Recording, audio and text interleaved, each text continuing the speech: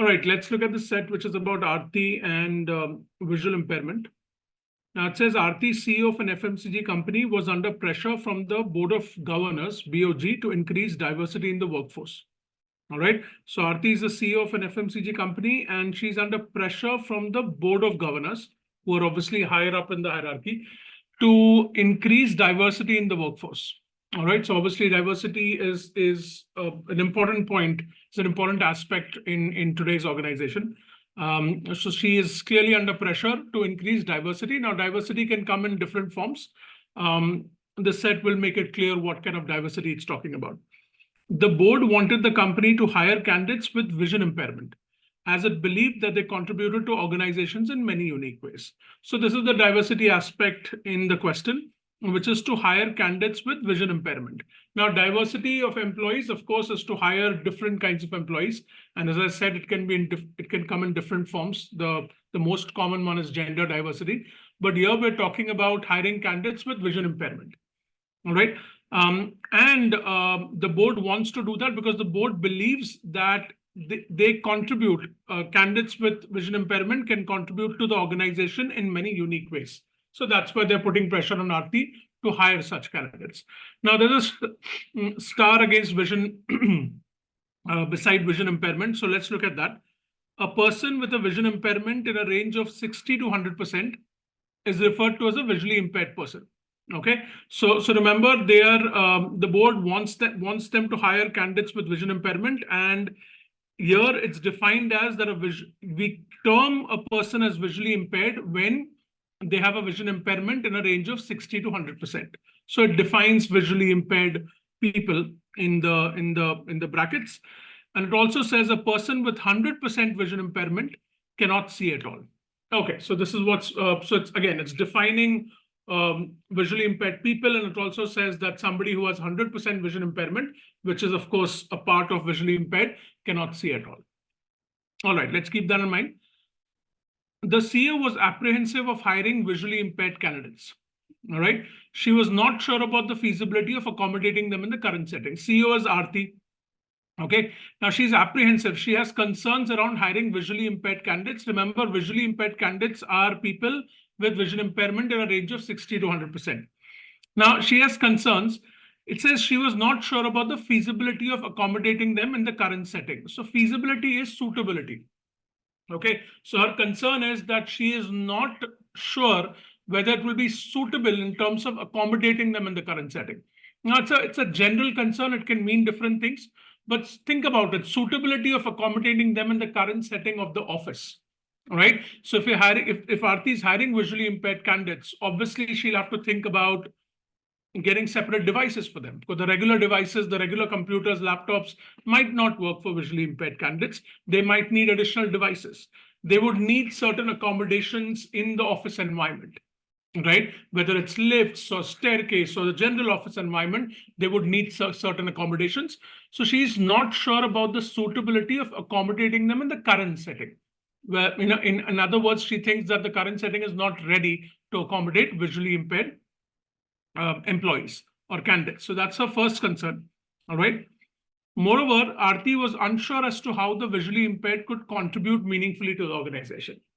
All right. So here she also thinks that she also has a concern around their contributions to the organization. She's not sure. She's unsure whether visually impaired employees can contribute meaningfully to the organization in terms of performance, in terms of their output. So that is her second concern. All right, so she has two concerns, but she's under pressure from the Board of Governors. So obviously she'll have to take some action. But yes, she has these concerns. One is suitability, feasibility of accommodating them, and second, about their contributions and if those contributions would be meaningful to the organization. All right. Okay, so definitely take notes. That's important in BDM. And now let's go to the questions. Okay, so it's a long question. It says the following arguments were presented to Arti about the candidates with vision impairment. Okay, remember, Arti has apprehensions. Arti has doubts and concerns. So certain arguments were presented to her. Now, this is a combination question. As you can see, it's a combination of points. The options have combinations of points. So in these kind of questions, you can always read the question first Okay, of course, after reading the intro, this is first, then you read the question, and then you evaluate the points.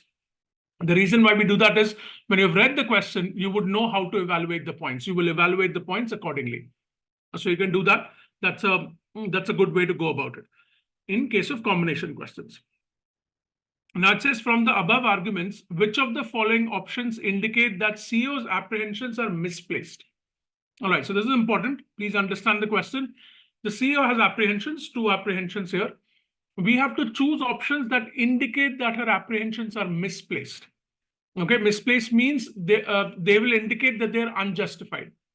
Okay, or we can also say that these options, we have to pick options which are in support of visually impaired candidates. See, Arti has concerns about them, right? We have visually impaired candidates. Okay, Arti has concerns around them. So you can say that in a way, Arti is not in support of them. All right. So if we're looking for options that indicate that her apprehensions are misplaced, in other words, we have to look for options that support visually impaired candidates with reference to her concerns. And she has 2 concerns: feasibility of accommodating them in the current setting, and unsure about their contributions to the organization. So we have to come up with options that would support visually impaired candidates with reference to her concerns. That's what it means. All right, so I'm just rephrasing the question for to make it easier. Now let's look at these points. Before looking at the points, you can look at the combinations quickly. Now see, you will observe that each of these options have 1 and 2 already. Okay, so that means it's a given that 1, 2 are in support of visually impaired candidates with reference to Arti's concerns. 1, 2 is there in every option. Okay, you will also see that 4 is also there in every option. Okay, so 1, 2, and 4 you don't really need to evaluate. Okay, I'm just giving you an efficient way of solving this question. We'll look at 1, 2, and 4. That will also give us an indicator of what kind of options are right. But 1, 2, and 4, it's given. It's a given because they're present in all the options that 1, 2, 4 are in support of visually impaired candidates. Okay, let's look at 1, 2, 4 quickly. That'll give us indicators of what kind of options are right. And then we can use those learnings for the other options as well. Okay, so it says 1, visually impaired can do some activities better than the normal people and hence complement other employees. This is good. If visually impaired employees can do some activities better than the normal people, then it's good for the organization. Their contributions would be meaningful to the organization. And remember the 2 concerns that Arti had. So here it clearly says they can do activities better. This is great. Okay, so this would be in support of visually impaired candidates, and this would indicate that her apprehensions about meaningful contributions are misplaced. This is great. Okay, so we'll pick that. 2, visually impaired can motivate other employees to work harder. Great. If they can motivate other employees to work harder, that is also a meaningful contribution to the organization. So that will also indicate that her apprehensions are misplaced. So this is great. Let's look at 4. Visually impaired can work harder to prove themselves. This is fantastic. If they can work harder, right, then that's also meaningful contribution to the organization. And that's why we can see that 1, 2, and 4 is in every option. So we don't have to evaluate that. Okay. Now the remaining is 3, 5, and 6. Look for obvious ones. Okay. Either look for obvious options that are in support of visually impaired candidates so that you can include them, or look for obvious options that are against visually impaired candidates or in line with Arti's apprehension so that you can eliminate them. So look for the most obvious points. That's the best way to go about such combination questions. Don't try to evaluate each option straight away. Okay, first, look for the most obvious ones. All right. Now, number 3, visually impaired can act as a role model for other disadvantaged people in the society. All right. Now, when you look at it, if they're acting as a role model for other disadvantaged people in the society, you may think that, oh, how does this contribute meaningfully to the organization? Or we can also look at our other concern, which is feasibility of accommodating them in the current setting. So one is, so definitely it's not related to that. So this option definitely is not related to the first concern, which is about feasibility of accommodating them in the current setting. But as far as the second one is concerned, which is about contributing meaningfully to the organization, it's not obvious. It's not obvious from this option whether it would help them contribute meaningfully. So let's park this. Okay, we're looking for the most obvious options first. All right. This is a little dicey. Let's look at 5. Hiring visually impaired people may enhance organizational reputation, which may consequently lead to better sales. Fantastic. If it's ultimately leading to better sales, that's great for the organization. I mean, every business wants better sales, wants more sales, right? So if it's enhancing reputation, which is in turn leading to better sales, this is great. And this is definitely in support of visually impaired candidates. And also indicates that our apprehensions are misplaced. So this is definitely the right option.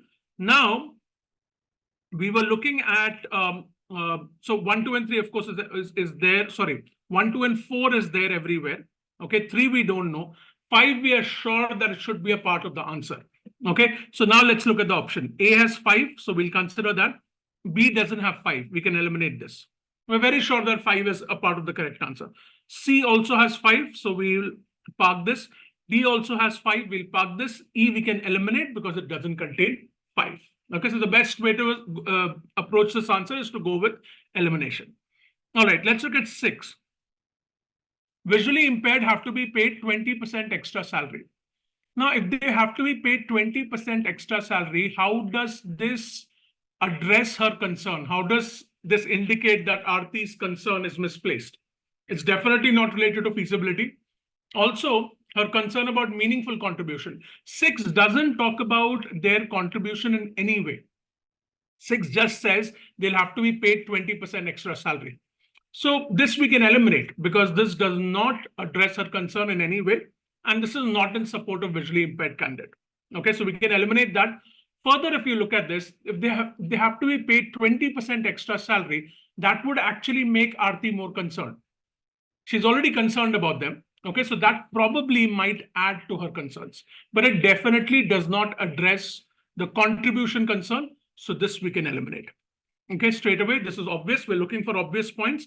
Now, out of A, C, and D, A contains 6. So we can eliminate that because we know that that's not the right answer. Okay, C and D don't contain 6. So these are the 2 options that we're left with, which is typically what happens in these questions. Now, if you look at it, C says 1, 2, 3, 4, 5, and D says 1, 2, 4, 5. The difference is 3. So now we have to evaluate 3 closely. At this point in time, I'll tell you that this was one of the most hotly contested questions after XAT 23. All right, a lot of people filed an objection for this question, and then XAT responded, which I'll talk about. I'm happy to link it also in the comment section. You can look at their official response. But here's what is happening with 3. See, it says visually impaired people can act as a role model for other disadvantaged people. If you're hiring visually impaired employees and disadvantaged people outside the organization are looking up to them, then that casts the organization in a positive light. Think about it. Okay, they're looking up to these, the disadvantaged community is looking up to these employees. And they obviously know that they've been hired by the organization that Arti is working for, the FMCG firm. So specifically in the disadvantaged community, the organization's reputation can go up. It can enhance the organization's reputation, right? They'll automatically look at the organization in a positive way because the organization has hired people from their community. And usually, people from their community don't get such opportunities, right? They're discriminated against. So if an organization is hiring people from their community, then in that community, the organization's reputation can be enhanced. And that's why 3 is the right option. And therefore, the correct answer is C. All right. Now, again, as I said, this was hotly contested, right? And XLRI's response was also on the same lines. I'll attach it. You can read it. Their response was very brief. They simply said that 1, 2, 3, 4, 5 are all in support of visually impaired candidates, and they indicate that the CEO's apprehensions are misplaced. But also, look at it, one thing. So again, I also acknowledge that this may not be completely convincing to you, and therefore it was hotly contested. but also think about XLRI's values, right? And it's important to consider XLRI's values in BDM sets. XLRI's values are very closely aligned to for the greater good. In fact, if you look at their slogan, it's for the greater good of the society. Okay. And they also have a value around inclusion. Okay. So these aspects, number 3, connects to their values as well. So that's also a secondary reason as to why this is the correct option. Okay. Again, I can understand it might not be convincing, but it is what it is. And I do agree with this option to a certain extent. Honestly, I'm also not completely convinced, but I do agree that because they're acting as a role model, it would enhance the organization's reputation in that community. All right. So the answer is 1, 2, 3, 4, 5. Okay. Okay, let's look at question 2. Arti wanted to follow the suggestion given by the Board of Governors. However, she was not sure if the company was ready to accommodate candidates with 100% visual impairment. Okay, so she wants to follow the suggestion, but now she's concerned about candidates with 100% visual impairment. If you remember in the set, you can go back and check. The definition of visual impairment is the definition of visually impaired people is candidates with 60 to 100% visual impairment. So here we're talking about 100% visual impairment. Keep that in mind. Her concern is she's not sure if the company is ready to accommodate them. So accommodations can be of different types. Obviously, the company would most probably need special devices, would need to make accommodations around staircases, elevators. There can be several accommodations. So her concern is the company ready to accommodate them at this point in time? That's her first concern. Also, the concern of involving such employees in meaningful activities was constantly bothering her. So this is in line with, both the concerns are actually in line with the concerns mentioned in the set, but here we're specifically talking about 100% visual impairment. Her second concern is about involving them in meaningful activities. So she's again concerned whether they'll be able to contribute meaningfully to activities in the organization. So that's the second concern. All right. Okay. And this is important. 100% visual impairment is what we are talking about right now. Hence, she constituted a committee to come up with recommendations that would help the company in hiring 100% visually impaired employees. Great. Good. She's taking a step in the right direction. She's being open to the board's suggestion. So she's constituted a committee to come up with recommendations that would help the company. So this is a step in the right direction.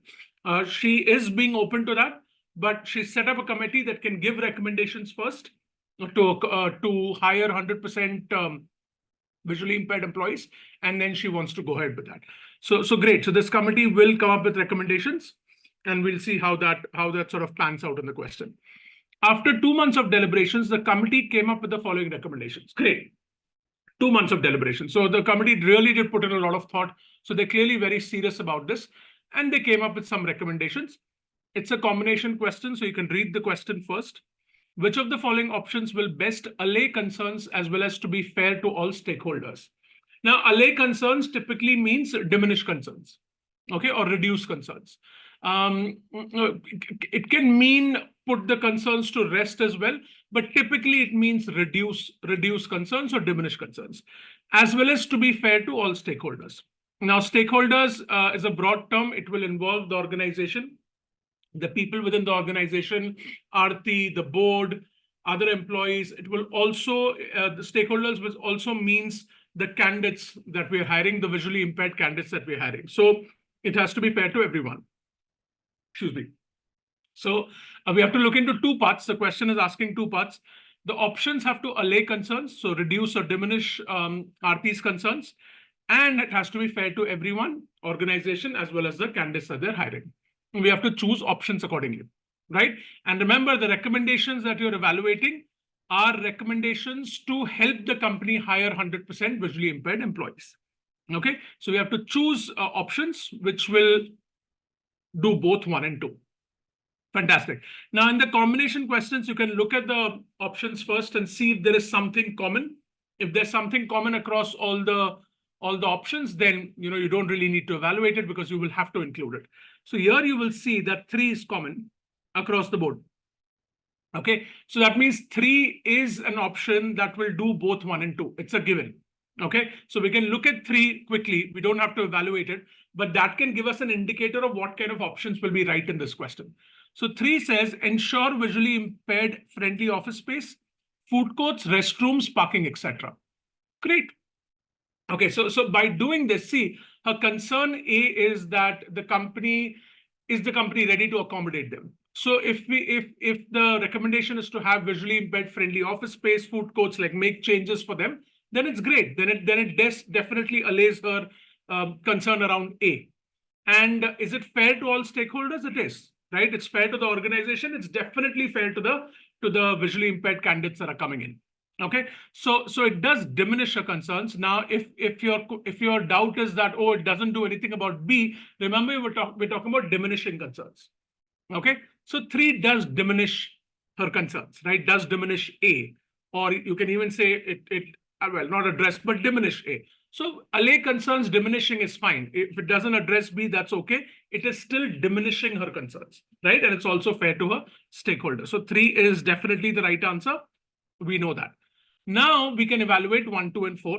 And at every stage, we can eliminate. In these kind of questions, it's best to go for the options first that are, sorry, not options, points first that are most obviously right or wrong. Okay, let's look at that. Hire visually impaired employees unconditionally as it is any company's social responsibility.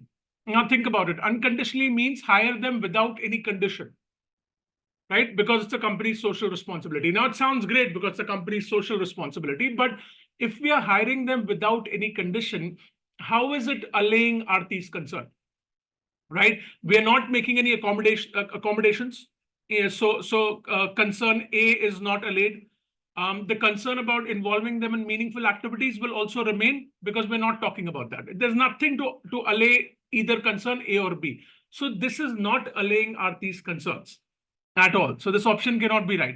Also, if you look at it, is it fair to all stakeholders? It's not. Because if you hire them unconditionally, initially it's great, you're bringing these employees in, but will they be able to meaningfully contribute? You haven't made any accommodations for them. Okay, you've put them in an environment which may not be conducive to them. So is it fair to them? Maybe not.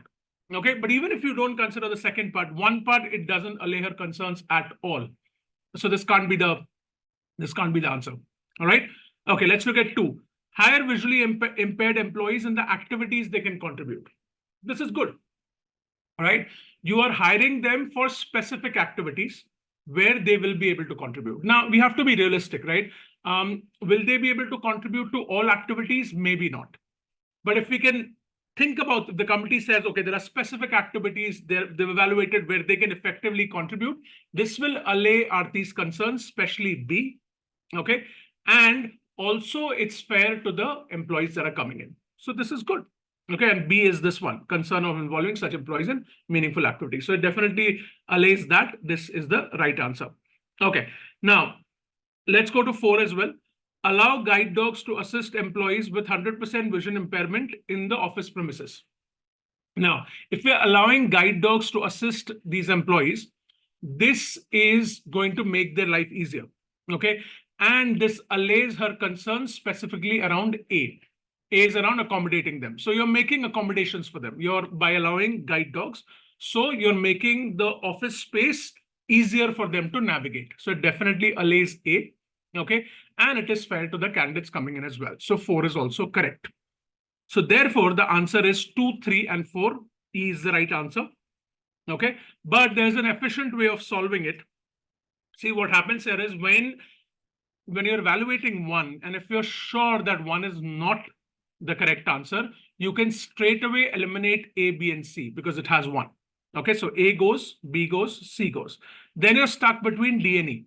The difference between D and E is 2, right? 4 is common, so 4 is right.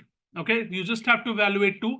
The moment you evaluate 2 and says yes, 2 is the correct point here, then you can go with 2, 3, and 4. So there's always an efficient way to solve these combination questions, provided you're absolutely sure that a point is wrong or right.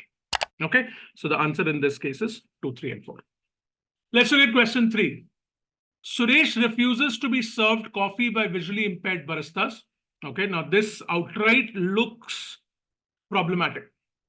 Okay, but let's not jump to judgments, right? Let's understand where Suresh is coming from. But yes, on the face of it, it looks problematic. Why is he refusing to be served coffee by visually impaired baristas, right?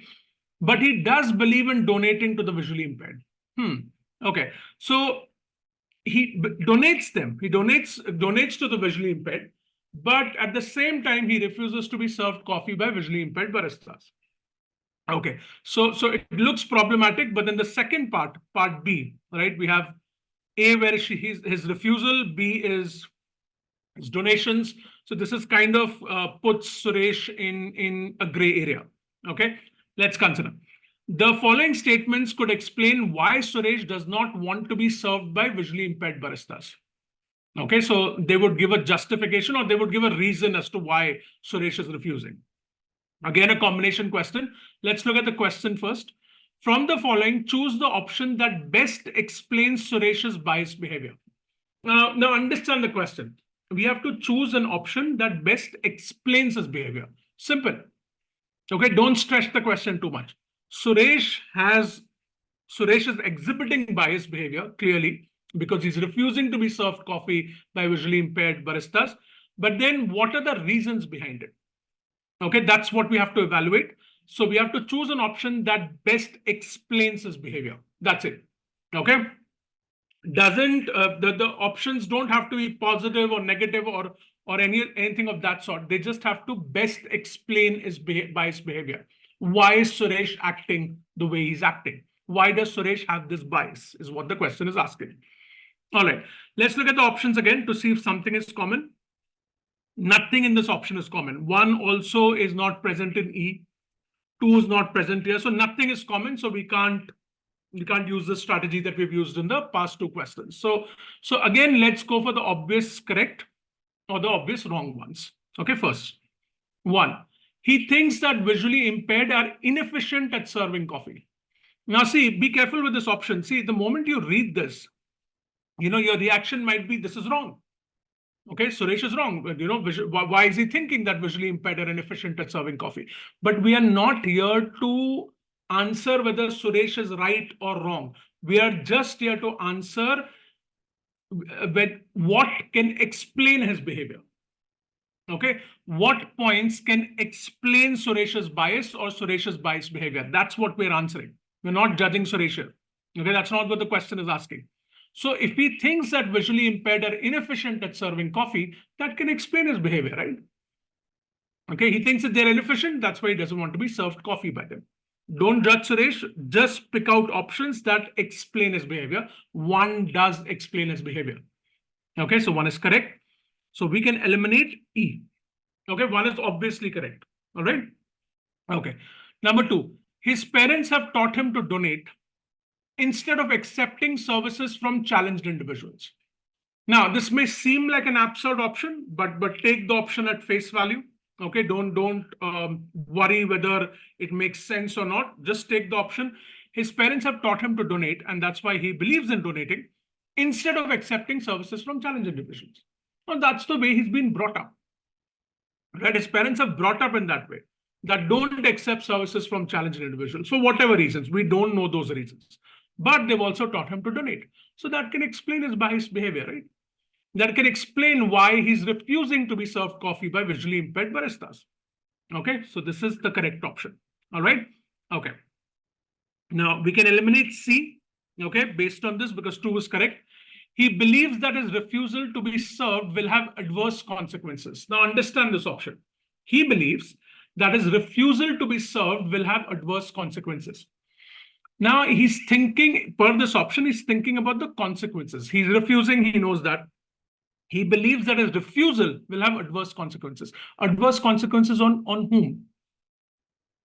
If it's adverse consequences on baristas, if he believes that, then why would he refuse service from them? Okay, think about it. He's not against them, right? I mean, after all, he does believe in donating to the visually impaired. So it's not like he's against them completely. He wouldn't wish adverse consequences on them. Think about this. He believes in donating. Okay, so why would he wish adverse consequences on them? Doesn't make sense. right? And again, going back to the broader point, if he thinks or believes that it's going to have adverse consequences, probably he won't refuse. So this doesn't explain his biased behavior. Okay, it can be a little twisted, but think about it. So definitely this is not the answer. This doesn't explain his biased behavior. That way, where we can eliminate D, we're left with A and B. So ultimately it will come to 4. Okay. He feels joyous amongst visually impaired, sharing his life and caring for them. If he feels joyous among visually impaired, why would he refuse service? It doesn't explain his behavior, right? He's feeling joy. So this basically tells you that he looks at them very positively. Okay, so if he's feeling joyous, how does it explain his refusal? It doesn't explain. Okay, so 4 is also gone. And hence the answer is 1, 2. Okay, it's a little tricky, right? But in BDM, it's very important to understand the question. So read the question very carefully, spend a minute understanding the question, rephrasing it if required in your head, making notes, and then evaluating it accordingly. All right? Okay.